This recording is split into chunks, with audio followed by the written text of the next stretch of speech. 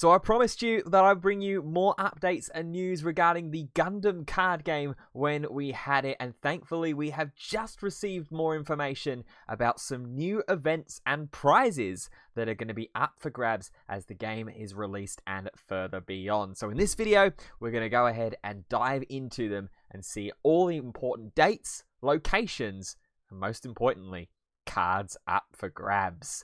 My name's Ben Fitzpatrick, I'm a TCG caster. That means I just love talking about them. So let's do that right now. But before we get into any of the news regarding events for the Gundam card game, if you haven't already, drop a like on this video, subscribe to the channel if you haven't already, and turn on those notifications so you do not miss an upload. Also, head on over to the link in the description and drop me a follow over on X. So, first things first, of course, with all the Gundam card game news as well, we also have had the announcements about Bandai Card Games Fest. It was a fantastic event that I was fortunate enough to be a part of in the Netherlands the last time it was in town. This time it's going to be in Dusseldorf in Germany for Europe, and 2 different locations across the United States as well for North America, and confirmation that Gundam is going to be a part of Bandai Card Games Fest in some kind of capacity again. Obviously last time it was purely about the beta event, the first opportunity for players to get their hands on the Gundam card game, as well as a couple of little demonstrations on the main stage here and there. But this time this is going to be post-launch and post-release, so potentially expect something like a regional championships or something to be a part of Card Games Fest. Let's talk about the actual events though that we do know are going to happen and that are confirmed, starting off with a starter deck launch event. These are going to be happening at your local game stores from July the 11th to July the 24th, and it's here to celebrate the launch of those starter decks and of the games. So what you'll do is you'll play an event with one of the 4 starter decks unedited, and as you play you'll earn yourselves some fantastic participation cards, and confirmation the winner of the event is going to get additional promos, but we haven't seen what is going to be the winner card yet, or whether it will be a instance like One Piece potentially, that it will be winner versions of the participant card. So speaking of those cards, first off we've got a ST04 promo of Strike Gundam. These all have alternate artworks as well. No confirmation about whether these are going to be foil or anything like that, or that maybe the winner versions might be foil. There's not been any official confirmation just as yet, so stay tuned for those updates as we go. But we are very, very close to the release of these starter decks and the release of the game, just a few short weeks away, so we'll be finding out very, very soon. But Strike Gundam is one of the participation cards you're going to get, as well as Kira Yamato, and I love the fact that it is pilot and unit. It is a link pair of promos that you're getting in this event here. Kira Yamato, of course, having the burst ability and being able to choose an enemy unit to give -2 AP to it during the battle when it attacks, and a +2/+1 stat line as well. You will also get a pack of sleeves as well, the resource card sleeves pack, getting 10 sleeves in the pack. That's kind of the idea here, that you're going to sleeve up your resource deck with these sleeves. But I love the fact that we're just like One Piece, getting some of these sleeve packs early, and you never know, you're just 4 packs away from being able to sleeve up a complete deck with these. So check out Bandai TCG Plus, check out all of your local game stores as well on any respective socials they may have. Talk with local owners to see if they're going to be running or have applied to run any of these events as well, and make sure that you are getting involved with the starter deck launch events. After that then, we have the launch of GD01, and that is going to be celebrated as well with the Booster Pack launch event. So celebrating the release of New Type Rising GD01, this will be running from the 25th of July up to the 10th of August, so getting up towards those initial first combat dates. And for more information on those, link in the corner of the screen to the iCard and the playlist for Gundam Card Game. But again, these are going to be at certain Bandai TCG Plus stores, so check in with the app, check in with your local game store about whether they are going to be running one or not. What is most likely going to happen here, and I don't think there's any official guidance about how the events are set to be run, but it seems like from a couple that I have seen already floating around out there that have been announced, it looks like that these are going to be sealed deck events. So these are going to be events where you'll be given 6 packs of the brand new booster set, New Type Rising GD01, and you'll have to build a deck with those cards that you pull from those packs. Traditionally, it's a smaller deck and a smaller card pool that you'll work with as opposed to your typical constructed, so don't be surprised if it's maybe a 40 card deck that you have to work with or build in these sealed battle events, and then you will play a load of games through those events with those cards and be able to chop and change them as you go. That's generally how Bandai sort of booster pack launch events have worked in the past. Again, I'm mainly sort of pointing towards the experience with the One Piece card game and how release events work with those. So look for a little bit more guidance again. Don't be afraid to ask your local game store, those that are running the events, exactly how it's going to work there. But when you're participating in these events, you're going to be getting yourself a rare card as a promo, which is really, really cool here. The alternate art Unicorn Gundam Unicorn mode, a 4/3 for 4 at level 5, which during Link and when destroyed can return this unit's paired pilot to its owner's hand, then discard 1. So you can, when this is destroyed, you can bring the pilot back into its hand as opposed to going to the trash, which I think is really, really interesting. You do then have to discard a card as well, but it keeps that pilot in the hand ready to use again. And if you can link pair it with Banner links as well, you can save that for another Unicorn Gundam potentially, as Banner is going to be one of the other promo cards that we are going to get by participating in these booster pack launch events here. 1 cost level 5 pilot from the main set, +2/+2 that draws you a card when it is link paired as well. So importantly, it's got to be a link unit to be able to get you that card draw. But even without being a link pair, +2/+2 for just 1 cost at level 5, that's not a bad stat line by any stretch of the imagination. So we will get ourselves participant versions of these cards. Again, no confirmation for the winner of the event, whether these will be the same cards but just with a foiling effect or with winner written on them or anything like that, or they will be other unique cards potentially. Bandai tends to not make mechanically unique cards as winner cards for events like this, for launch events or pre-releases or anything like that. It only tends to be those kind of higher level competitive events where mechanically unique cards start to get printed. So look out, more than likely at least, for this to be just a winner version of this card. We will also get ourselves a nice little card storage box, and for those that have played Bandai card games before, again, particularly the One Piece card game, this is something that has been done before. These card storage boxes are typically just cardboard, but they are a nice thing to have in the collection, right? They've got some great artwork on them. You'll be able to keep your sleeves in there, some decks potentially, trades or anything like that, like bulk trades maybe, not necessarily any duplicate LRs or anything like that. But it's nice to have at the very least, and to get that just for participating in an event as well that's celebrating the release certainly can't be a bad thing. So check out all of your local game stores to see exactly when all these are going to be taking place for you in your respective regions and exactly how they are going to work.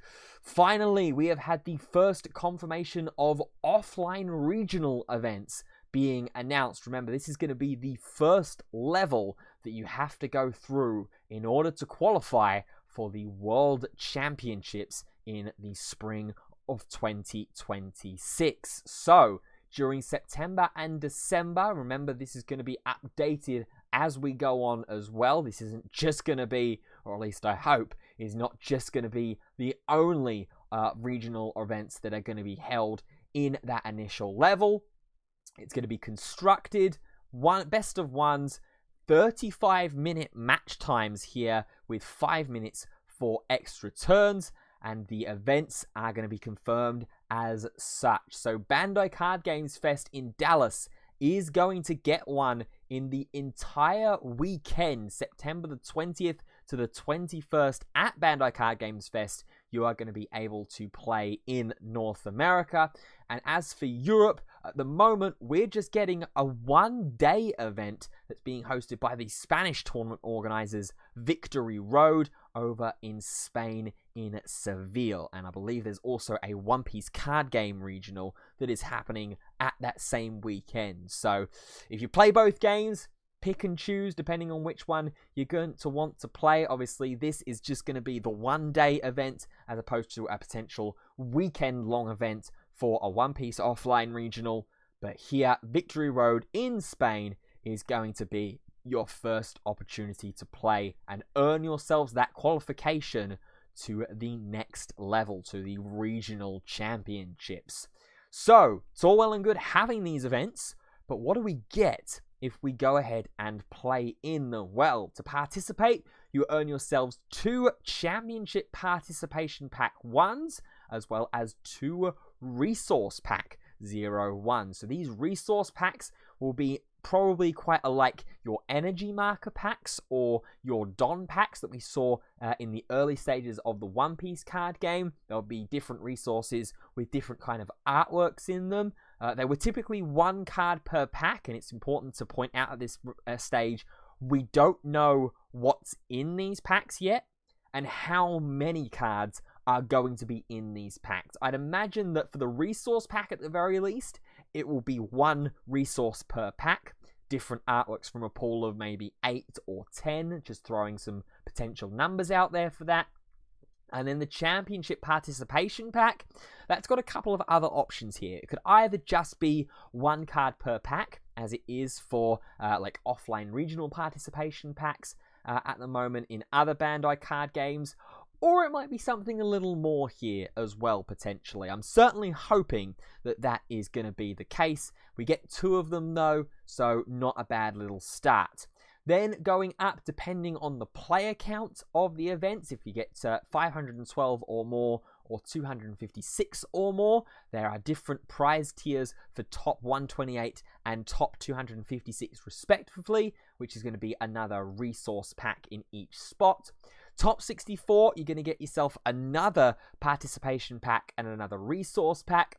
Top 32 is another participants pack, but it's that top 16 that we start to really get interested in an invite to the regional championships, so to that level 2 range of what we saw in the roadmap earlier on a couple of weeks ago. And again, link has been in the corner of the screen with the iCard to show you exactly the video and where that playmat and where that roadmap lies, essentially. So going further then, top 8 is when we get ourselves a finalist card. 1 finalist card, so no confirmation about whether it's a single card, or whether it's going to be a pool of cards potentially, as it is at the moment. Top 4 in Championship Finalist Playmat here. Top 4 earning themselves a playmat is quite nice here, as opposed to that just being restricted to the top 2. And then in those top 2, the runner-up will get another finalist card, and the champion will get themselves a winner card. Again, confirmation and no information about what those cards are actually going to be. But I've seen a lot of discussion at the moment around this being that this isn't enough, potentially. And there's a part of me that tends to agree with them as well in this situation. And here, this is just me talking just as myself and my own personal opinion here. I do think that in terms of the cascading, it doesn't quite cascade to the same level that we're seeing with other Bandai card games at the moment competitively. I mean, again, taking One Piece as an example, and that's going to be the prime example that I use because that's the one that I've got the most experience with, casting directly as well with the One Piece card game, as I have been at the time of recording for this video, casting as a part of the Amsterdam offline regional championships. When you enter into an offline regional for One Piece card game, you get yourself 6 booster packs of one of the most recent sets, as well as some stamped promo cards and stamped alternate art cards, etc. So maybe boosting up the participation would be a pretty good start, depending on obviously what these cards end up being in these resource and championship participation packs. But then when you get further on through the sets, I mean, limiting this to 256 players or more, it's going to be a potential big ask to get to that point. We don't know about capacities for these initial events that have been announced. We don't know about how long those events are going to be and things like that. Obviously, with a 2-day event at Bandai Card Games Fest, there's going to be a wider range for capacity potentially. But the 1-day event with Victory Road is giving me a little bit of cause for concern, purely just about how easily it's going to be able to reach these thresholds for those extra resource packs here. There's also still the big question mark about how popular the Gundam card game is even going to be. It certainly feels like there's a bit of interest, and there's quite a bit of interest in and around the Gundam card game, purely just based on the demand for the beta events, the demand for demo events as well. I was fortunate enough to be a part of the team at MCM Comic Con that helped run the Gundam card game demos, which was really, really popular and a pretty good success if you're just basing the judgment on that 3-day weekend. So it certainly feels like there's a lot of interest and anticipation around this game. It's just going to be about how far that anticipation stretches into the competitive format of the game. We've started to see a couple of the weekend beta events as well that have been taking place. One of the two in the UK, at the very least, having taken place in London a couple of weeks ago, getting a decent number of players. It'll be interesting to see how that travels over to Birmingham in next month. But even when you're going through to top 64, top 32, it doesn't necessarily feel super rewarding at this point, right? When we're comparing it to One Piece, top 64, you're getting yourself a flagship card. You're getting yourself either one of the Namis. Top 32, you're getting yourself one of the Zoros at the moment. Top 8, you're getting yourself a serialized card at the moment for the One Piece card game. So it feels like the building blocks are there for these participation for these prizes, but it just feels like some of them need to be sort of altered and shifted around here. Like top 32, I'd love to see them get a finalist card potentially, or top 16 depending on attendance, something like that. Having to wait till top 8 is a little bit difficult here, whereas in the One Piece card game, say, top 8 are getting themselves a set of the finalist cards, so that might be a little bit of room here. I agree with the finalist playmat for top 4. I like the fact that more people are getting themselves a hold of some other playmats here potentially. And then top 2 and the champion, I'm hoping that they're getting themselves some kind of like medal or trophy or something like that. I'm a big fan and a big advocate for players to be able to really encapsulate their achievement at a major event and a major tournament like this. I think it's something that Bandai don't do enough of at the moment. Like, they're only really offering their trophies to World Championships players and to the Championship Finals players as well. And at Bandai Card Games Fest, there were medals handed out that were indicative of the Bandai Card Games Fest. I thought that was great. I thought that was fantastic. They looked incredible. I think we could have the scope to do that a little bit more, potentially. Make players get interested in wanting to put all of the hours in, all the effort and the time that it takes to prepare for these events, to test all of the cards that they're going to have to create and generate for themselves in order to pilot these decks and pilot them to the best of their abilities. We've got to make that feel rewarding, right? We've got to make that feel as important as we possibly can do. And especially when we're launching this card game literally next month, in a couple of weeks' time, we want to draw people in to the competitive scene as well as the casual. So that's just my opinion on it. I'd love to hear your thoughts down in the comments below. Like I say, I've seen particularly Aspira as a content creator over in North America. He's been talking about it on his social media over the past couple of days and saying this just doesn't quite feel like we're there yet in terms of the reward tiers. I'd love to see if that is a shared thought, or maybe if we are in the minority here. But that is going to do it for the end of this video. The first events continuing to be announced here for the Gundam card game.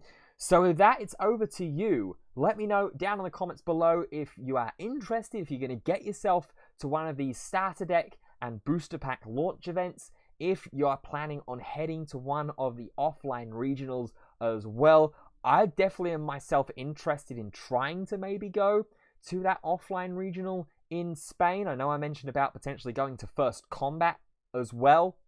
I'd definitely be interested in going either to Porto or Toulouse, the two locations of the First Combat events in Europe. Will I be at the offline regionals there? Maybe. And will I see you there? Maybe once again.